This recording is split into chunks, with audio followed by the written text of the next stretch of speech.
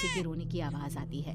प्रिया छत पर जाती है तो क्या देखती है, वही लाल साड़ी वाली लड़की अपनी गोद में एक नवजात बच्चे को घुमा घुमा कर सुला रही है। तभी प्रिया की नजर उसके पेट पर पड़ती है। ओह गॉड, ये तो प्रेग्नेंट भी है। सुनिए, बच्चा सो नहीं रहा है क्या? मैं कुछ मदद करूं? नहीं, आपके घर वालों को अच्छा नहीं लगेगा, मैं संभाल लूंगी। स्नेहा की गोद से बच्चा हाथ मारकर प्रिया की गोद में आने को छटपटाने लगता है। दोनों घर अगल बगल में बने होने के कारण प्रिया उस बच्चे को गोद में ले लेती है। प्रिया के पास आते ही वो सो जाता है। बच्चे का वो स्पर्श रात भर प्रिया भूल नहीं पाती और अगली सुबह वो छत पर कपड़े सुखा रही होती है। तभी उसे एक औरत इशारा करके बुलाती है। स्नेहा कह रही थी बाबू तुम्हारी गोद में आते ही सो गया। मैं गौरी, स्नेहा की माँ हूँ।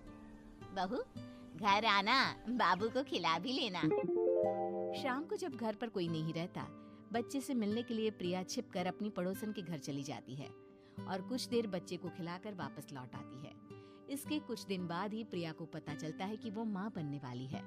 ममता की खुशी का ठिकाना नहीं रहता।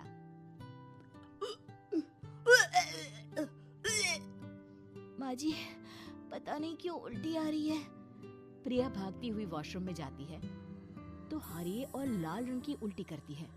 उस उल्टी में से कीड़े निकलते हैं। ये क्या? खून और ये कीड़े! माँ! माँ! प्रिया की आवाज सुनकर ममता दौड़ कर आती है, पर बेसिन में कुछ नहीं होता। प्रिया हक्की बक्की रह जाती है। ये सब क्या हो रहा है? प्रिया घबरा जाती है और अपने कमरे में जाकर सो जाती है। डर के कारण वो इतनी थक जाती है कि उसकी आंख लग जाती है।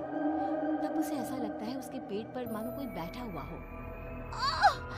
कौन हो? प्रिया के पेट पर एक 5 महीने की बच्ची बैठी हुई थी जो बुरी तरह जली हुई थी। माँ, तुम ही मुझे लाई ना अपने पेट में? मैं तुम्हारी माँ नहीं हूँ। कौन हो तुम? माँ, देखो मैं जल गई बुरी तरह से। 6 महीने पेट में रहने को भी मुझे नहीं मिला। सहला दो ना माँ। बचाओ! बचाओ! माँ! ममता दौड़कर कमरे में आती है। प्रिया की बातें सुनकर वो सब समझ जाती है। तू कहीं बगल वाले घर में तो नहीं जाकर आई ना बहू? मुझे माफ कर दो, मैं गई थी माँ। उस घर में सब मरे हुए हैं बहू। कई साल पहले स्नेहा उस घर में बहू बनकर आई थी। कुछ ही दिन में वो एक बच्चे को जन्म देने वाली थी।